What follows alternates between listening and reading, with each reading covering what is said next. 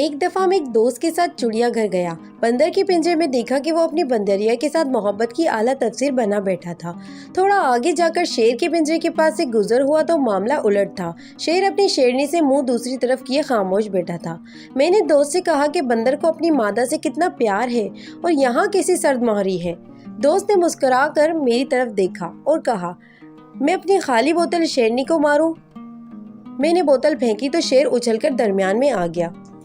شیرنی کی دفاع میں اس کی دھاڑتی ہوئی آواز کسی تفسیر کی طالب نہ تھی۔ میں نے ایک بوتل جا کر بندریا کو بھی ماری، یہ دیکھنے کے لیے کہ بندر کا رد عمل کیا ہوتا ہے۔ بوتل اپنی طرف آتے دیکھ کر بندر اپنی مادہ کو چھوڑ کر اپنی حفاظت کے لیے اچھل کر کونے میں جا بیٹھا۔ میرے دوست نے کہا کہ کچھ لوگ شیر کی طرح ہی ہوتے ہیں، ان کی ظاہری حالت پر نہ جانا، ان کی پیاروں پر بن پڑے تو اپنی جان لٹا دیتے ہیں مگر ان پر آنچ نہیں آنے دیتے، اور کچھ لوگ جو ظاہراً بہت محبت جتاتے ہیں لیکن وقت آنے پر یوں آنکھیں پھیر لیتے ہیں جیسے کہ جانتے ہی نہ ہوں۔